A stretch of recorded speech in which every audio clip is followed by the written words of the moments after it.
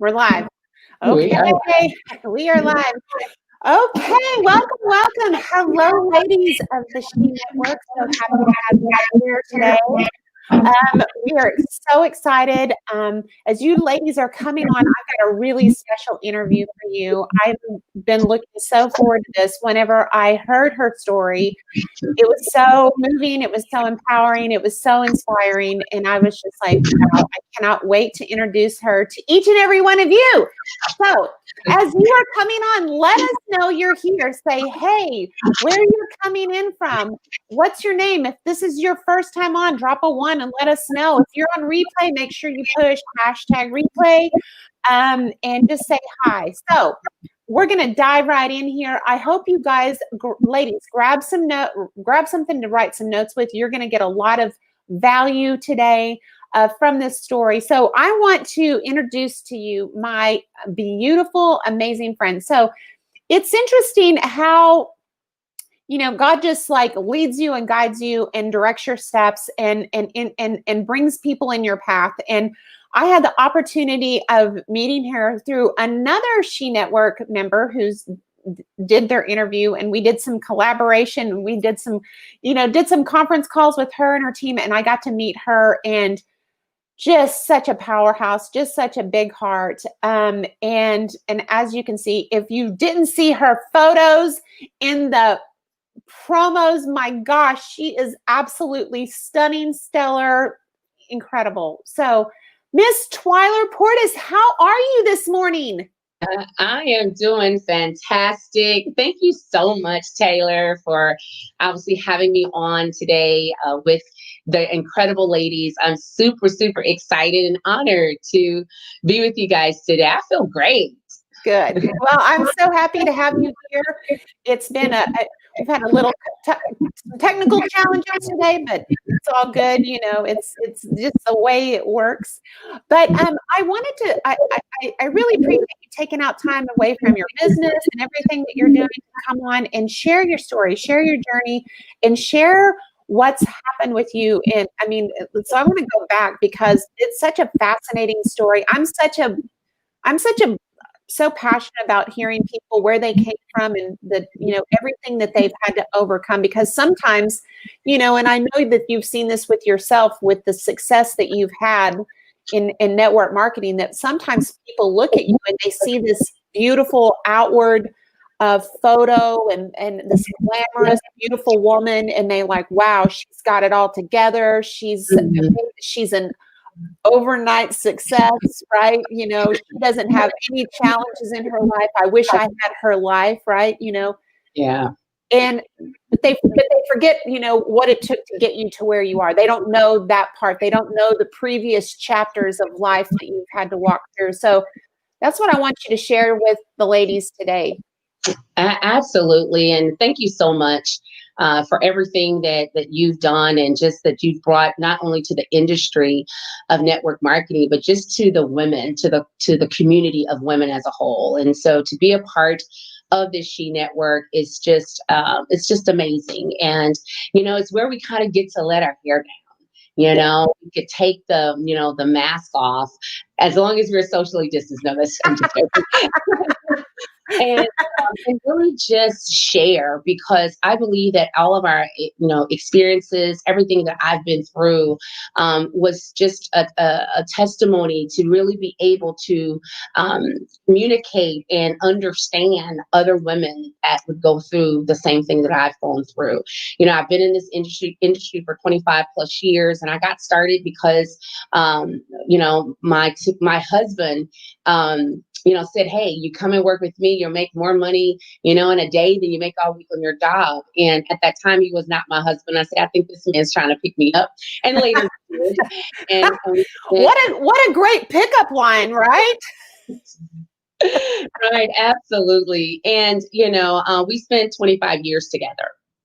But I really want to just share with the ladies, today, that we all have a story, and we have ups and downs and trials and tribulations and, hard times and setbacks and all of those things to really create our story, our character, and to really, to really be able to know that I can do this, right?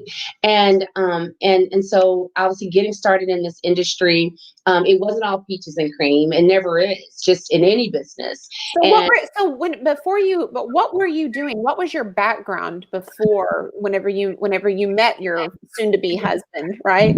right. What were you doing at the time? I was in corporate America. I was working for a group of anesthesiologists, and I was the Medicare Medicaid coordinator. I ran the department with about 16 other employees that reported to me, and that was my one and only job that I ever had, Taylor. And I didn't even get that job on my own. My mother had been there for a number of years, and they had this program for their kids to come in at summer. And so the summer of my senior year in high school, I was headed off to college, and I went to work there and did a good job. My mom said, "Hey, don't get there and embarrass me."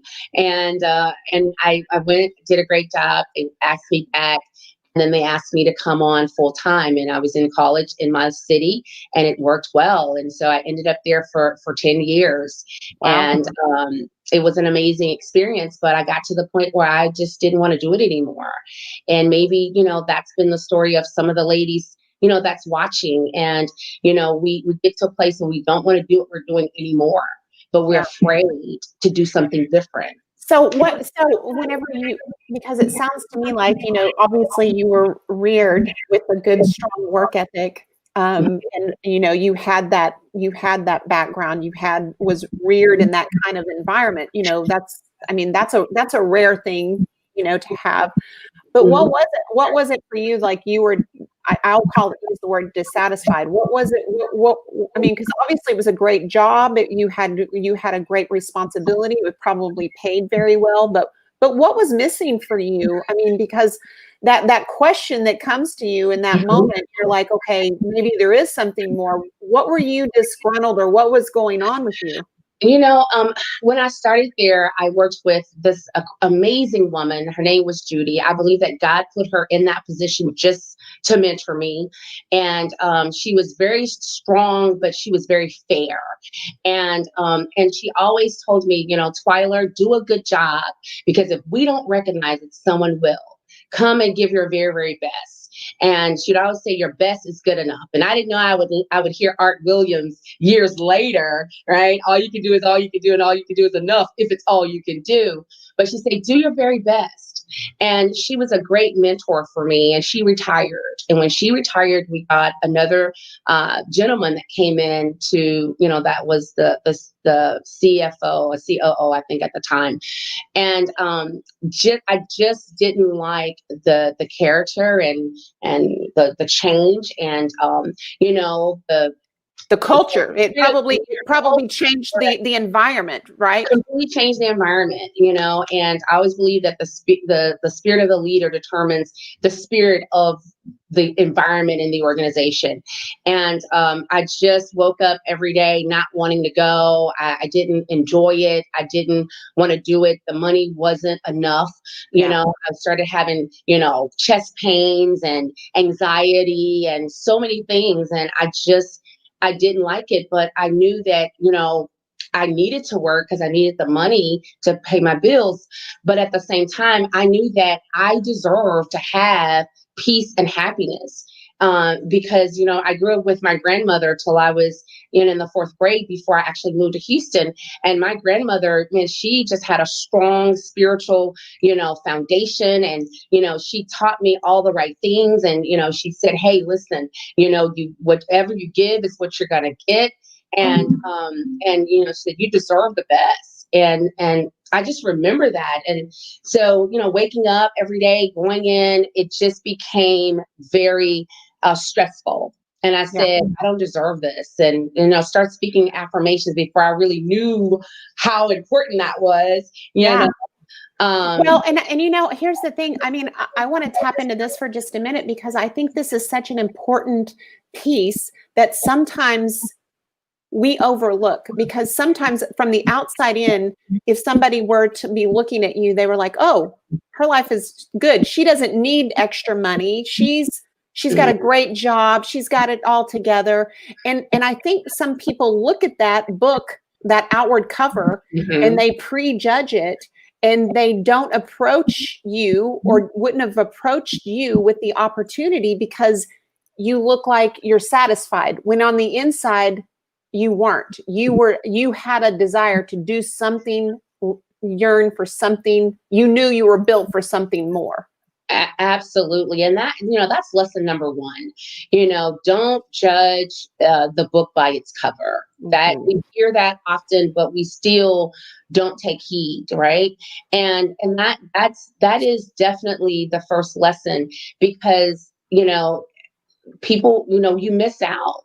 And I just believe that, whatever it is that you're passionate about, and whatever it is that you want out of life, you go for it.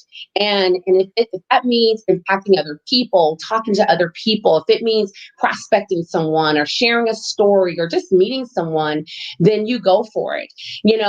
Taylor, the thing that has served me so well is, to just have a heart of kindness. Right. A mentor way back said, hey, when you meet someone, privately say, I love you. And he said the connection from that is just, it's amazing. I encourage you to try it. Obviously, we're not out as much meeting people, but just being kind and being open will open so many doors for peace. Because it's just not always about the money and, success. Let me go, go, go. No, where's the peace? That's so good. Peace comes all those other things, whether it's a lot of money or a little bit of money, but that peace and happiness is so key for us, and particularly everyone. But God made us so emotional, man. We go through those roller coasters and they are up and down, and we need that. We need that level of peace in our lives. I love that. And so, okay, so let's take us to this. So you're dissatisfied, you're open, right? So this is a key piece. You're open. You're looking to hear, right? I think this is all part of the journey. Whenever you come to that place, you're looking, right? You're open. So how did that conversation happen? So, because this is gonna be fun. I can tell if this was a pickup line, I can tell this is gonna be fun. Right, absolutely. Basically, I was complaining, about my job. We were having a conversation, and that's when he said, hey, listen, you come and work with me, you make more money in a day than you make our week in your job. And I was like, how so? And so he invited me out to a presentation. I got there very close-minded, and I said, this is not for me. This is not what I went to college for. Like, this is, a get rich quick scheme. And, this is that pyramid stuff that I heard about. And then, and so he just began to share with me things that were pyramids, like where you work, this is where it is. And this is what, our schools. And so I still was not hearing it. But the thing that I want everyone to really, really pay attention to, that when you get sick and tired, of what's happening in your life, you're going to make a change. Yeah. And I was seeking change. And I always say, whatever it is you're seeking is also seeking you.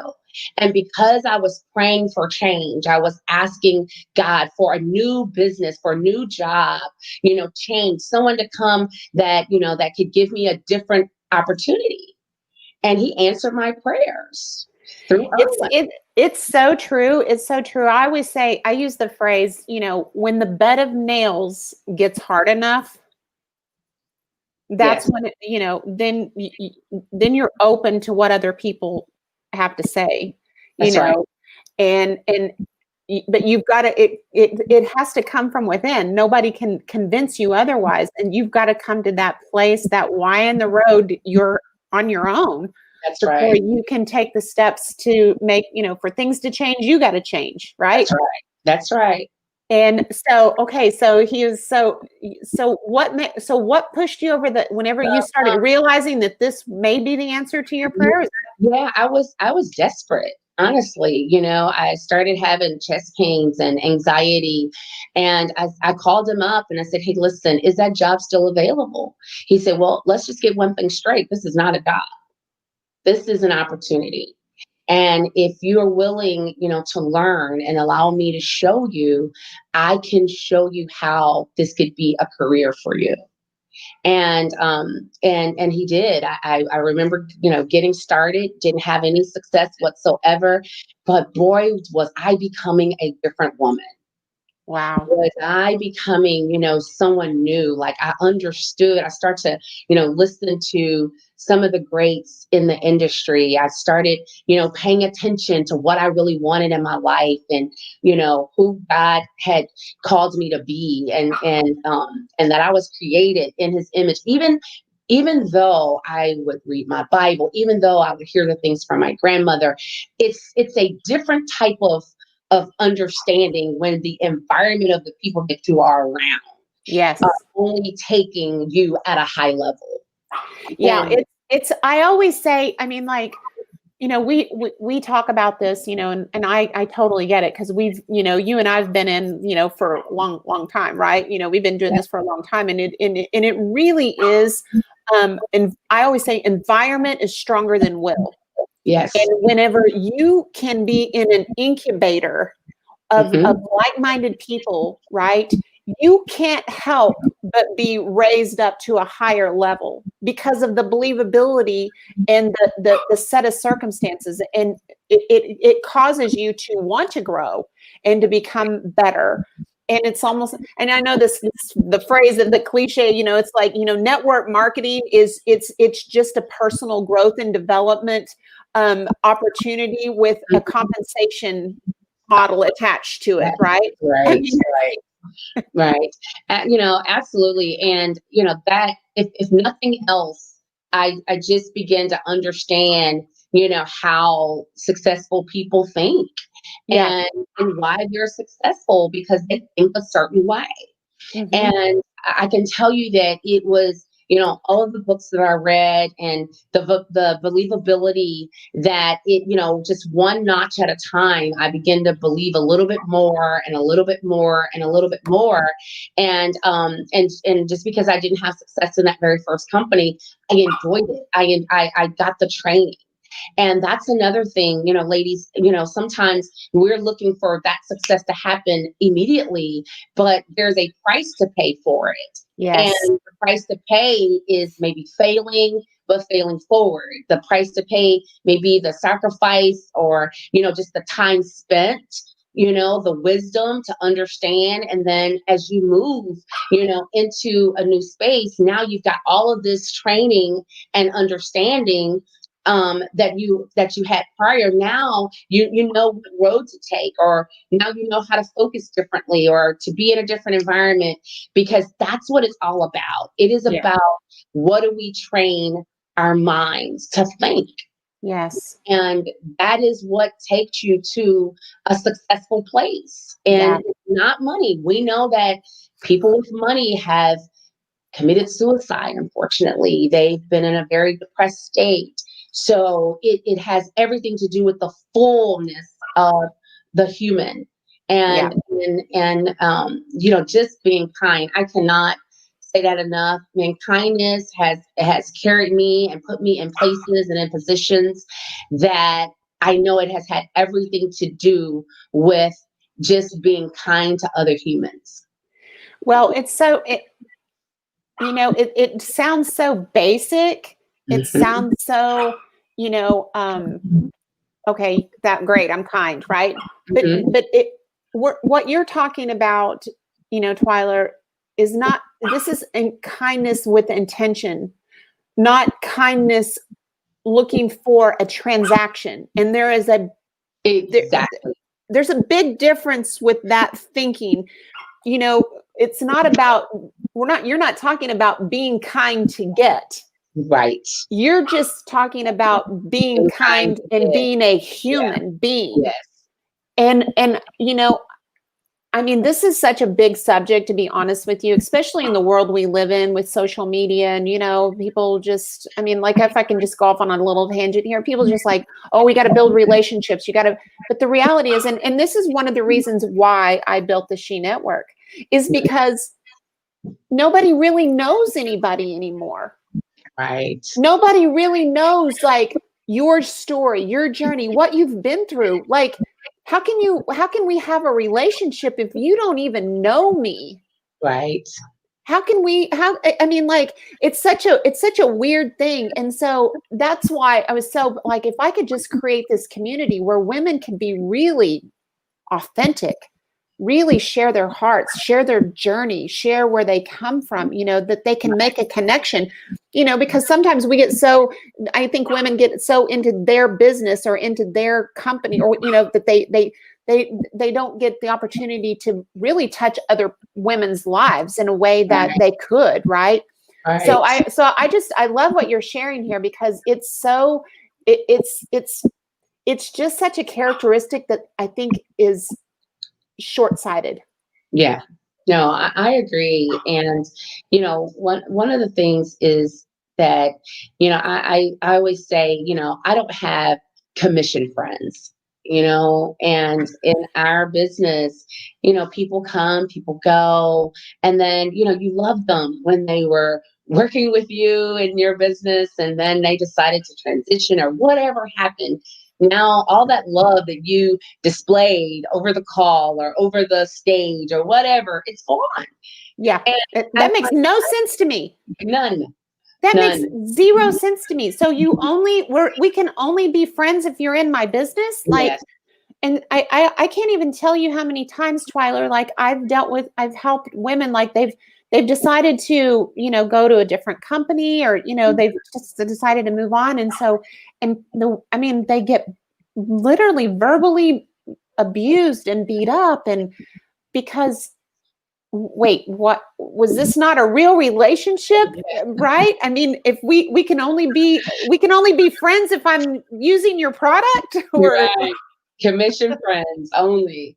And that's, when you make the shift to understand that we're all put here for a purpose and a reason. And when you develop those relationships with women, those relationships, man, they can sustain you in the roughest of times and even the happiest of times. And that's what I love about this business, is that, yes, I've created some amazing relationships over 25 years, and these are people that I still talk to today.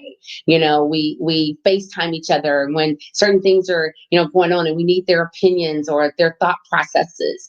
Or there's some great things happening in our lives. You can call and they celebrate you. And, and so I love it. I love it. I'm on social media, and man, I'm just liking and saying, hey, look at you. Congratulations. Sometimes I just jump in their inbox and, people are blown away, like, oh my God, thank you so much. Because they're not accustomed to me being over here, in this opportunity, and they're being over here in this opportunity, and I can still love on you publicly, like it, comment, share with you. Because that, in the world of so much, that we get enough of that. And so who's for you is for you. God has already assigned the people to you that's going to, work with you. He's already assigned it. So it's just up to us to attract who those people are. They've already been assigned to us. Yes. So I say this a lot, Twyla, is like, there, people come into your life for a reason, a season, or a lifetime. And it's always different. And right now, and this is the thing about it is right now, you could be the answer to someone else's problem right this minute.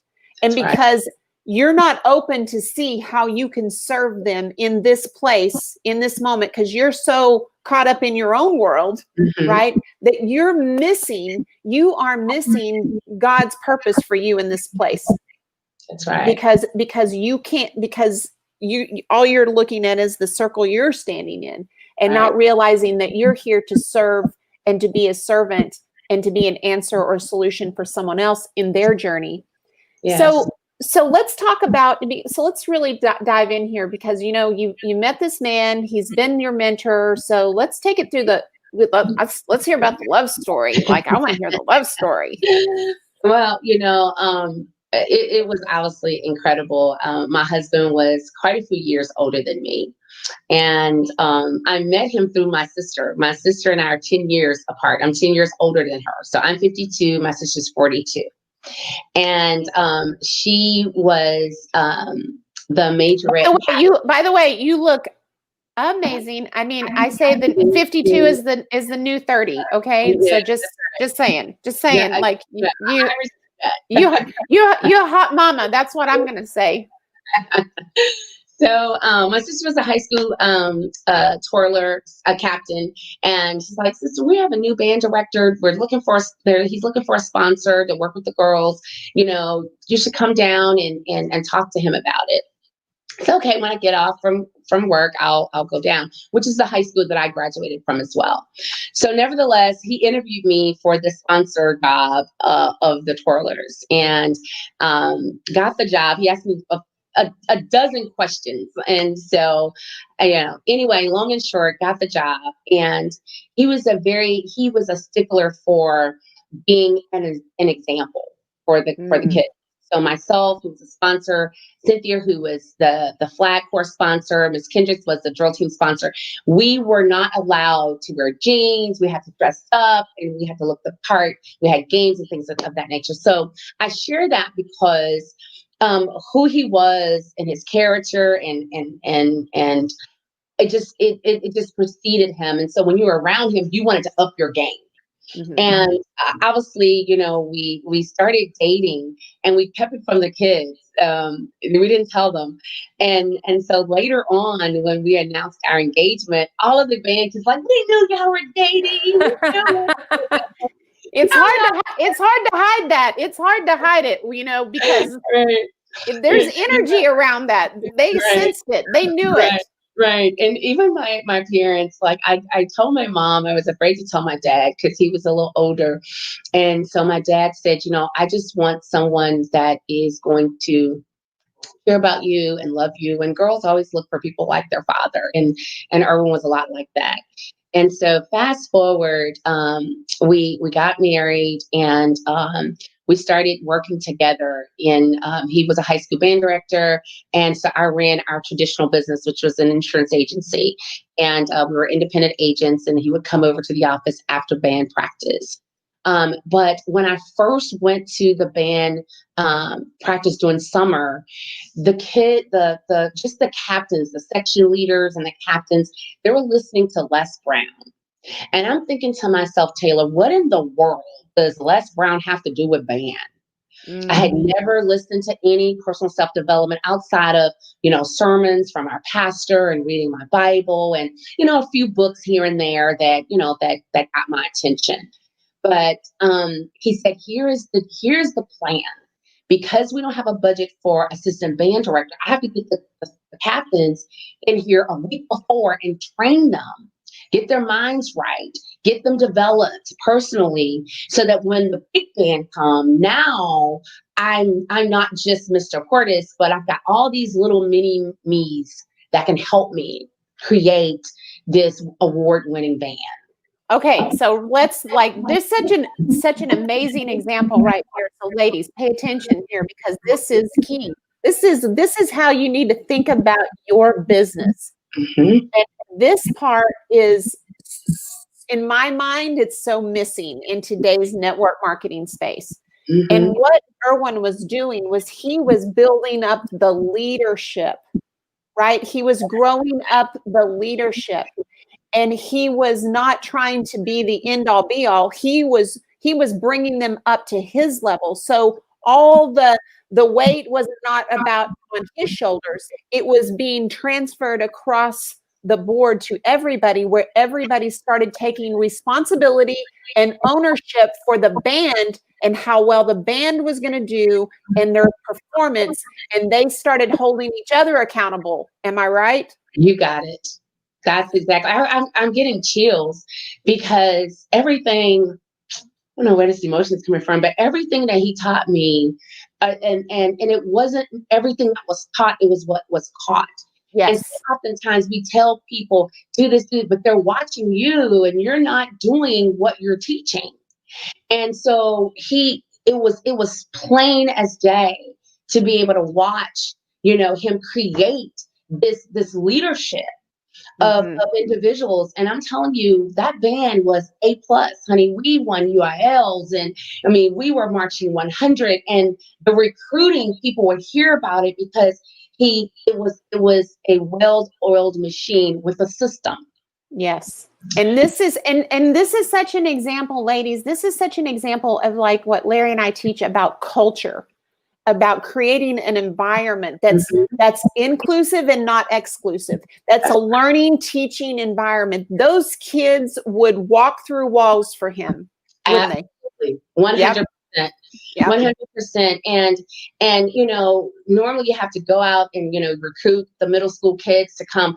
I mean, everybody had heard about this band, and they've done such a great job, with such a small budget. And the band just got bigger and bigger, and they were award winning. And and at one point, at the height of everything, we had police escorting us to the games, and it was just this incredible this incredible band. And so the thing that I'll say is that everybody wants to be associated to something that's moving. Yes. When you're in business, you're building your business, you've got the momentum, all of that becomes very attractive. You're teaching and people are in your environment and they're learning and they're getting better. Guess what? That just makes your opportunity or your team just that more, people want to be a part of it because it's moving. Yes. And so the love that Erwin and I had, ladies, listen, we completely understood each other. I made that man my project. And I think that he made me his.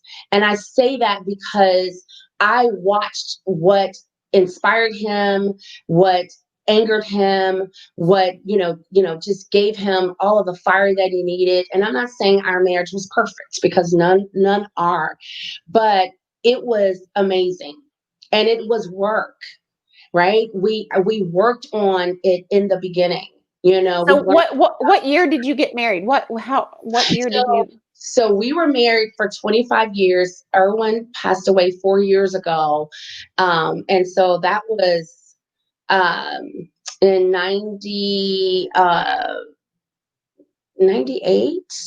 Okay. 98.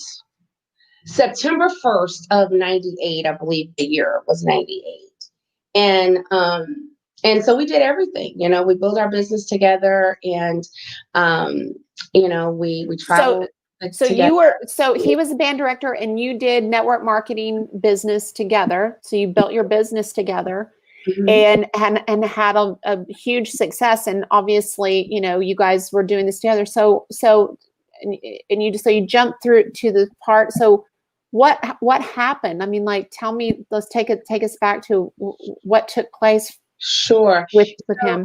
We ran a traditional business and we did network marketing on the side, as most people. We bridged it in part-time. And we went through a few companies where we didn't have success. And we got our first level of success in 99, 2000. We were working with the company and we became national sales directors. And that was our first 6 figures in a year with that company. And so we built our businesses together, and fast forward to Total Life Changes, we had a lot of success in company prior to that. We became $1 million earners for the very first time, and then of course we've been here at the company we're in now for 7 years. But nevertheless, we were at the height of our career. Let me back up for a second. When we left that company before the company now, we did very, very well, Taylor. We made a lot of money. And then we found ourselves in bankruptcy.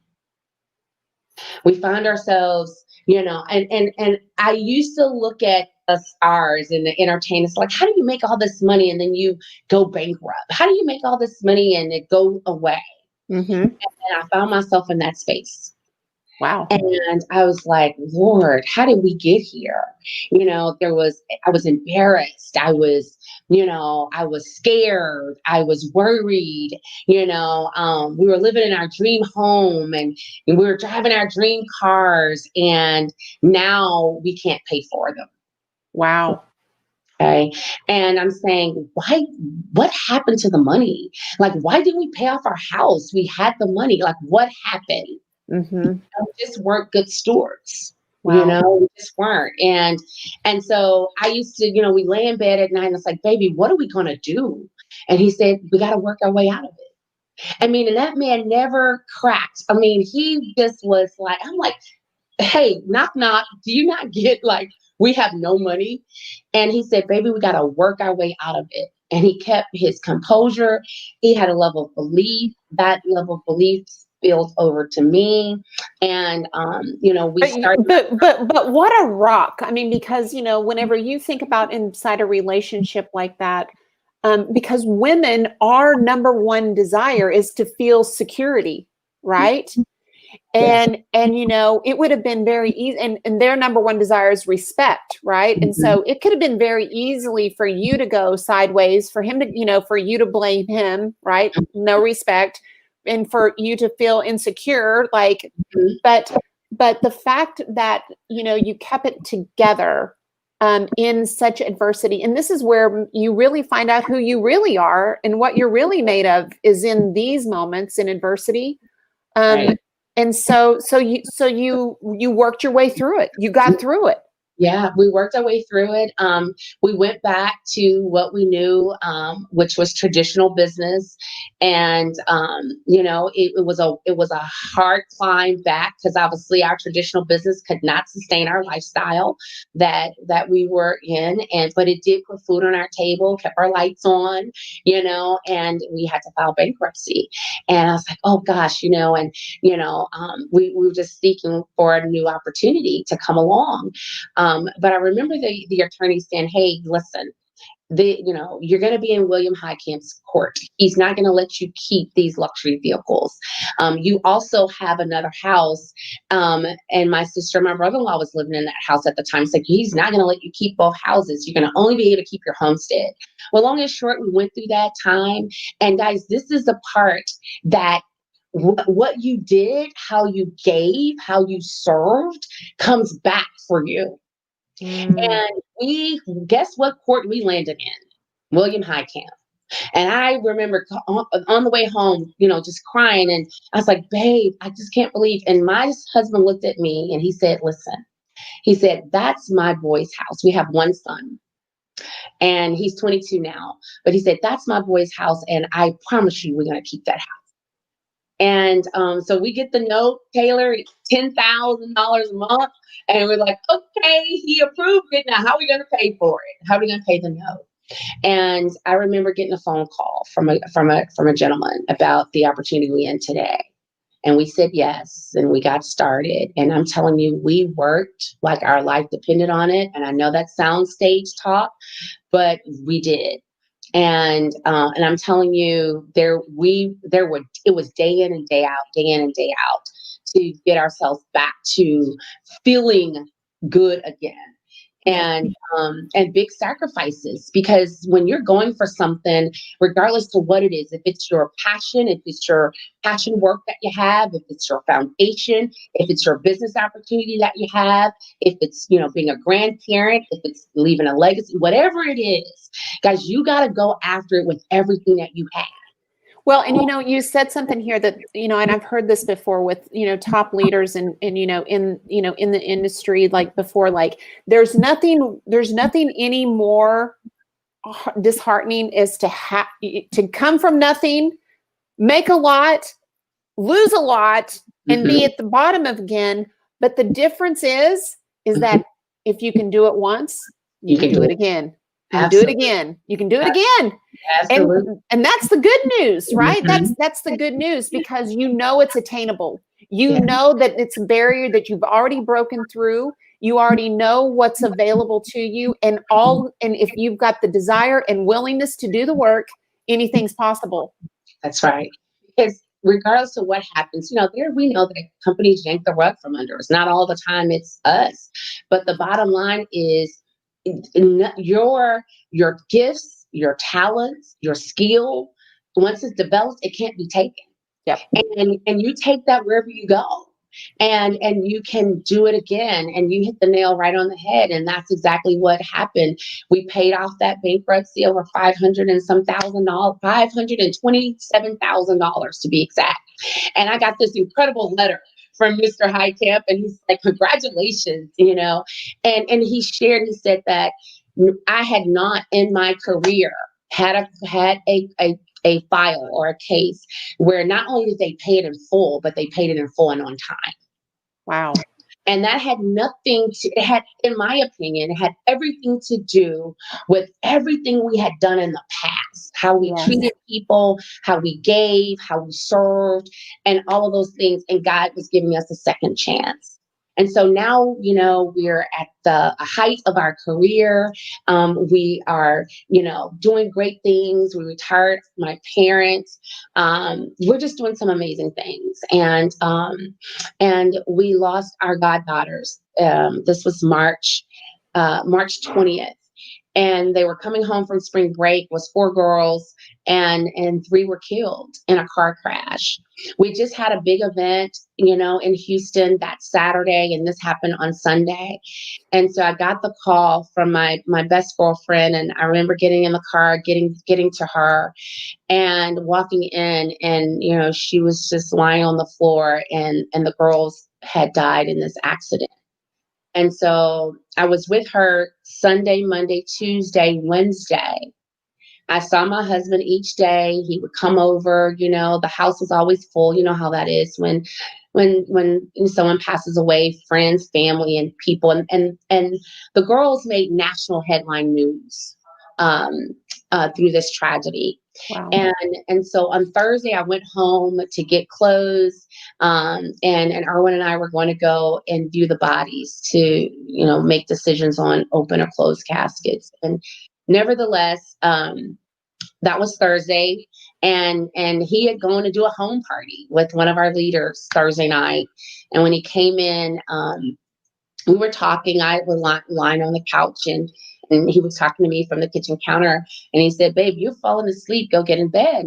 And so, long and short, we got in bed, and the next day was Friday, which was Good Friday, and I was over the candlelight vigil for the girls in the park. So I slid out of bed. My friends were coming, dropping off candles, and we were making sure everything was prepared for the Friday, and the funeral was the next day. So my son came downstairs. He said, "Hey, Mom, I'm going to go pick up my suit." It's like, "Okay, buddy, go ahead." He dashed out, got in the shower, and I went to the bedside to wake my husband up to tell him I was leaving to go back to Stacy's. And I shook him, and he didn't move. And I said, "Babe," I'm shaking him, and he didn't move. And I just thought maybe he was sick. I ran out to my neighbor, and she came over with me. She's barefoot. I don't have on shoes, and I'm standing in the corridor of the bedroom, and she looks up at me and she says, "Twiler, he's gone." And I'm like, "What?" And so I see where his arms are like kind of a little apart. And so I lose it. Like, I don't remember anything from that point to the next point. But apparently I called Stacy, and the same call I got from her was the same call she got from me 5 days later. Wow. 5 days later. And seemingly like in minutes, the house was full of people. People were everywhere. And later I found that our nephew said that his death was trending on Facebook over 163,000 times.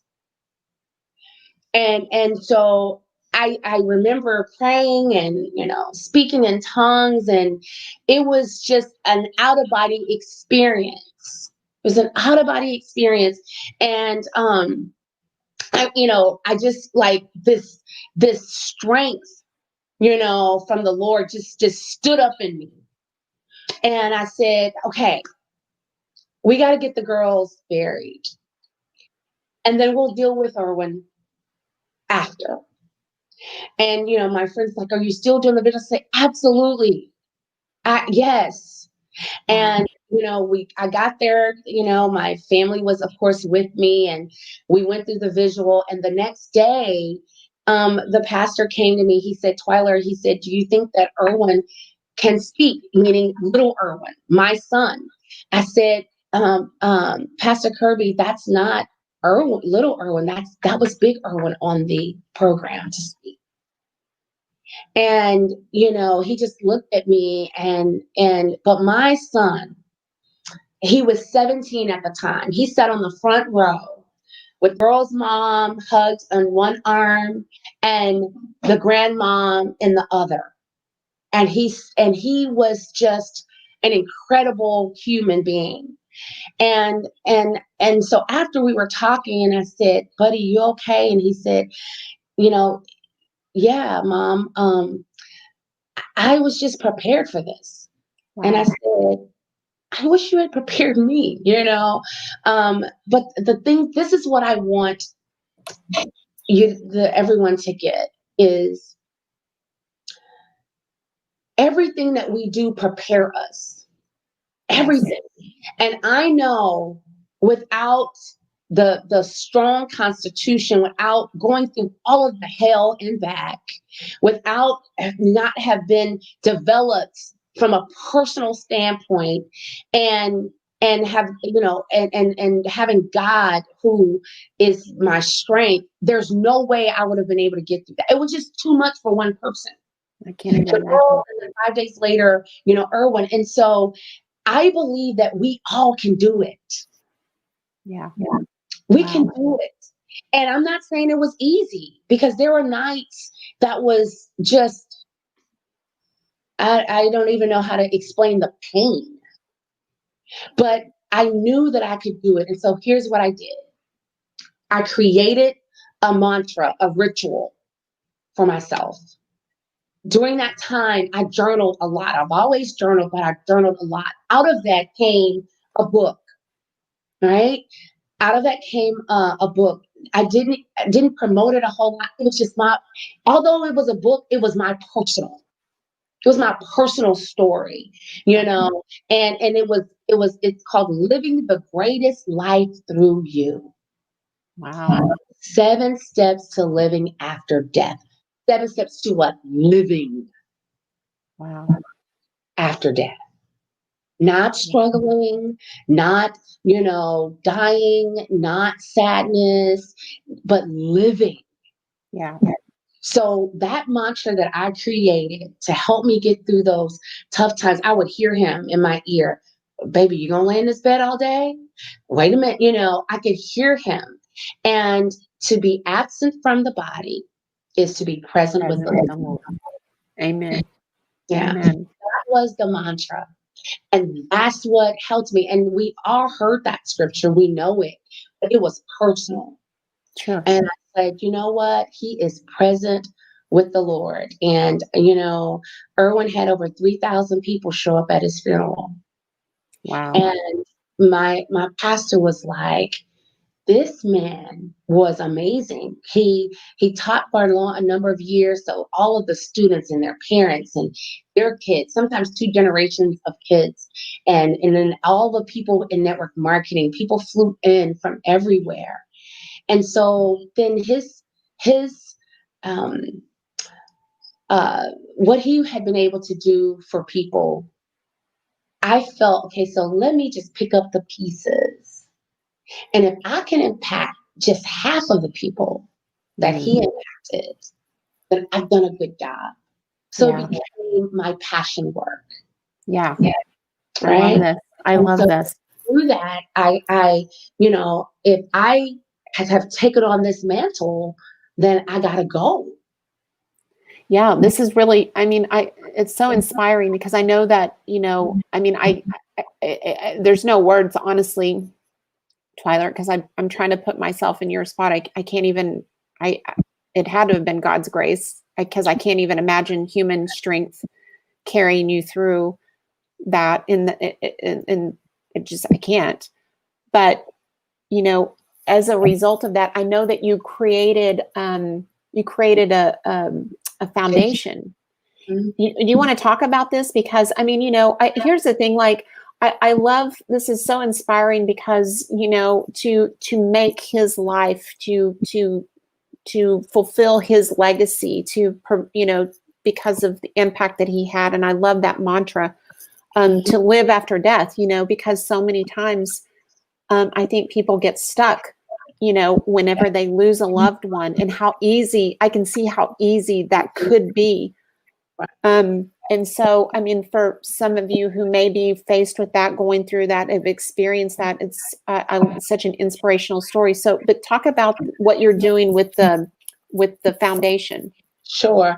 You know, and let me just say this. I know that with the pandemic and with COVID, you know, we've lost some loved ones. And, you know, my aunt was one of the first here in Houston to pass away with the virus. And so we've lost a lot of great people, unexpectedly healthy people, and, you know, just the whole 9 yards. It's been difficult.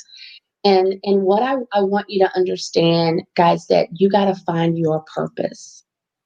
Yeah. Find your purpose and your passion. And I know you hear it, you know this, but when you look in your heart and you get passionate about something, like my passion was, I am going to impact people.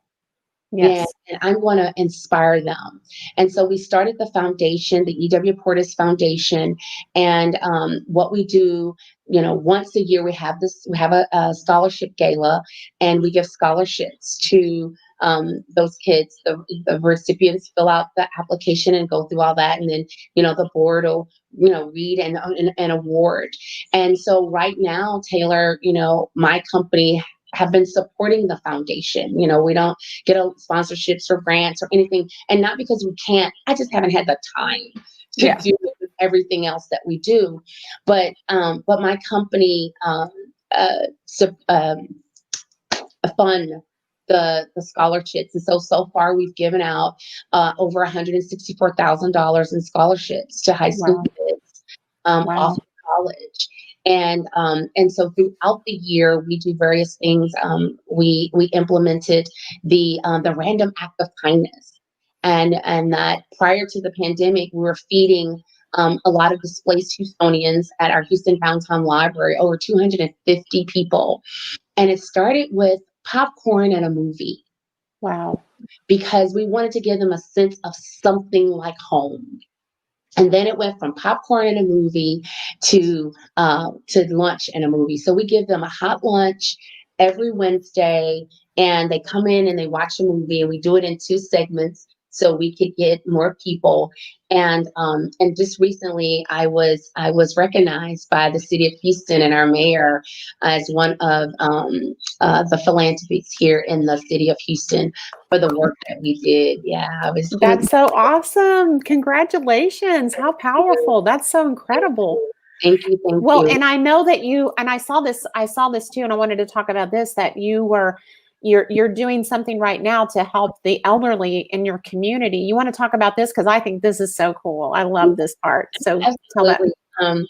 We are going to use our sprinter. We have a nice sprinter that we bought when our son was doing AAU basketball, and we were traveling all over the place with the basketball team. But now we are going to use it to pick up the elderly and take them to the polls so that they can vote and have a safe, you know, safe environment to ride to the polls there and back. So we're super excited about that. We've already started that initiative, and that's what it's all about. Like, everything that we're doing now and the things that we really want in our lives is so that we can do good. Yeah. And you know, and obviously the resources, the money, and oftentimes we can't do the things that we want to do because it takes resources to do them. So, you know, we have, you know, opportunities like network marketing or traditional business or whatever it is that you do to really, you know, fund. And I tell people I love the industry of network marketing because I truly love people.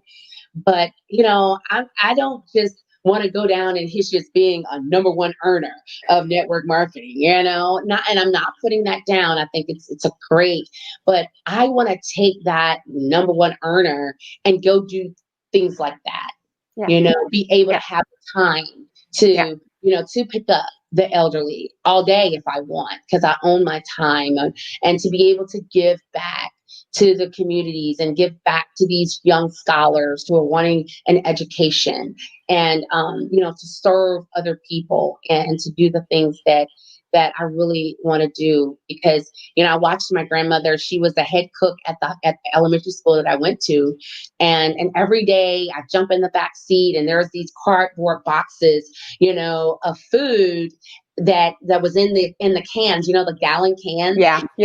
And my grandmother would, on the way home, she would stop and she would drop off food to the elderly. Wow. And I watched her do that. And sometimes it's like, I called her my mom. It's like, Mom, we're going straight home because I'm trying to get home to watch Sesame Street or whatever it is. And she's like, no, we got to stop to sister so-and-so. And we got to bring this to brother so-and-so. And what an example. Yeah. And she would drop food off and serve them. And so it's all about service. It is all about, and you had a great role model. And here's the thing, ladies, I love it. So inspirational. And here's the thing, you may not be in a situation to where you can help a lot of people, but I think all of us can carve out the space to where if we just helped one person, right?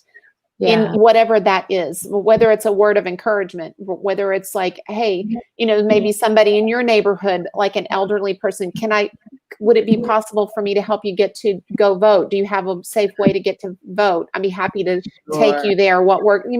There's always so many things that we can all do. You don't have to start your own foundation, but I love the fact that you're using your network marketing leverage to do the things and to be the light and to be the servant in a larger way. And it's because it's not about the money, it's what the money affords you to do. It's not about the money and the time, it's what the time freedom that it affords you to do. Right. And Taylor, just real quick, it started off for me just saying to myself, I'm going to do a good deed every day. Like I do not, from that point to now, I don't let the day close without a good deed. So even if there's big other things that you can't do, but just make a decision, you know what, I'm going to do a good deed every day. That's why I smile all the time, right? Because I know when I smile, I get a smile back, right? I hug tight. Whenever I hug you, it's a tight hug. Because when I hug tight back, hug tight, I get a tight hug back. And so, I don't know about you, but I'm really tired of virtual hugs. I'm ready for a real hug, right? Like these virtual high fives and hugs. Yeah. Like, come on, man. I'm ready for some real stuff. Real stuff. Yeah. It starts off with a good deed and, holding the door open for someone. I paid the toll for someone the other day that was behind me. I have an easy tag, but I went through the paid toll so I could pay the person behind me. And that person, I didn't exit for like 3 exits. I exit and got to the traffic light and there they were on the side of me, waving me down. So I'm looking and so I'm putting the window down. And she's like, oh my God, thank you so much, for paying my toll. No one has ever done anything like that for me. It was $1.50. Wow. Impact.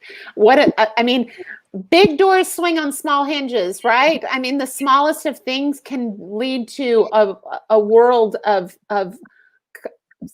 openness, right? Yeah. Just being genuine, just being real, just being kind. You never know whose life you're going to touch, who you're going to impact, who you're going to serve. Remember, a reason, a season, a lifetime.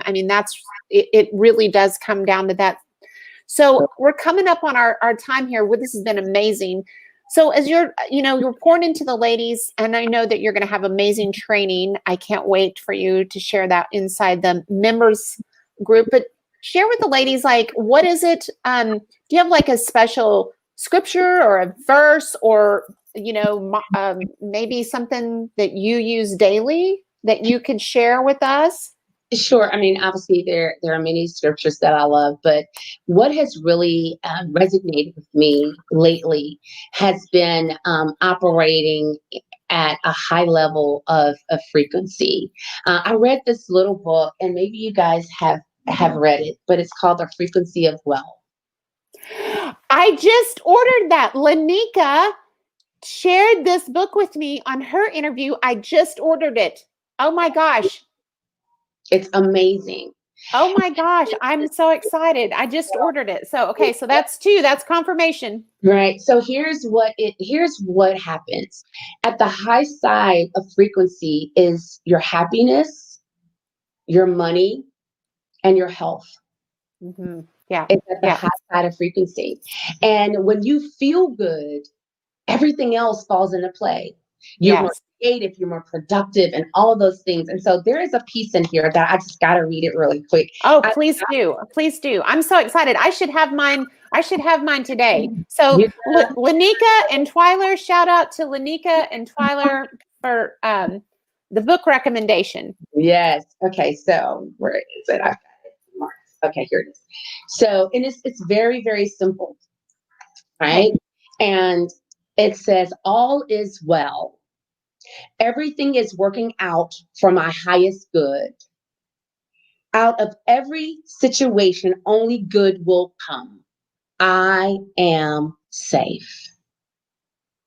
Wow. And I pull this, and I've made it a part of the affirmations and the set of words that I speak daily, because I'm like, this encompasses it all. All is well. Whatever is happening in your life right now, all is well. This reminds me, so, outside of John 3:16, which I probably know everybody knows, right? One of the very, very first scriptures that I learned to memorize, and it was after a tragedy, fits right in Romans 8:28. For God works for the good who love him and are called according to his purpose. I mean, which is really what you said in a scriptural way. I mean, it's so encouraging, it's so empowering, and it's so true whenever you hang on to it and you believe it, right? Right. That's right. And, in the times that we're in, just know that you are safe.